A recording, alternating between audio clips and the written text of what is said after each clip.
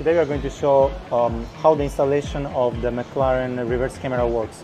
This car already has the original reverse camera running. As you see, there is a hole over here to make it fit. So this is the normal situation. If your car is already having a reverse camera installed, you will find it over here, so you can just remove the bumper on the back. Then you will find that this camera is connected to a wire over here on the back, and then you can just replace it with this camera. Just remove the cover and that's all good. However, not all the McLaren have the reverse camera as an optional. So for those cars, you will find to have to deal with the situation in a different way. Let's give you an example from another car. So this is what we did on our McLaren 12C Apparatus 675 LT. We just changed the bumper and we make a hole over here. So it's in a different position than original, but it works fine for us. So how to find the connector? Actually, it doesn't take too much effort. Over here you see that we took it out. This is the connector for the rear camera, and this is the connector for ours. So this is female and this is male. You just connect it like this.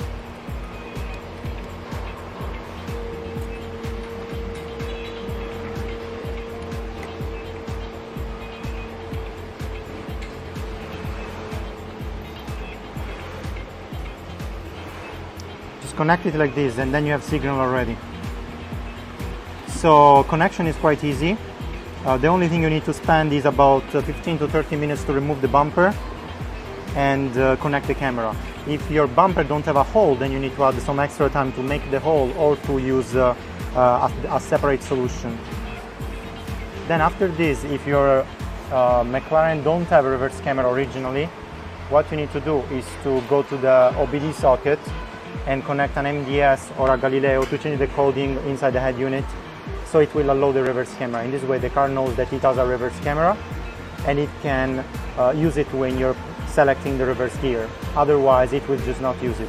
But in terms of this connector over here, every McLaren should have it.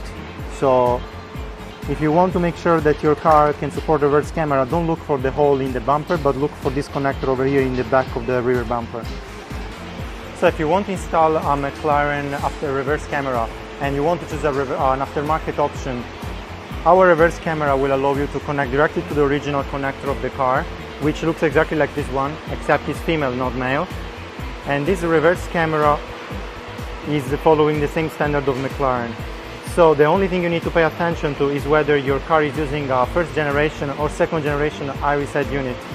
Why is that important? Because the first generation's camera image is mirrored, which means if the reverse camera you choose is not for the right iris generation, you will see the image has been mirrored. So you may don't care about that, but it's best if you choose the correct one, because they exactly look the same. There is no other way to find out than knowing what inside this camera is present. So after you make the installation, if your car doesn't have a reverse camera system implemented already, you will have to add it into the head unit's configuration. That you can do it with Leonardo, Galileo or MDS.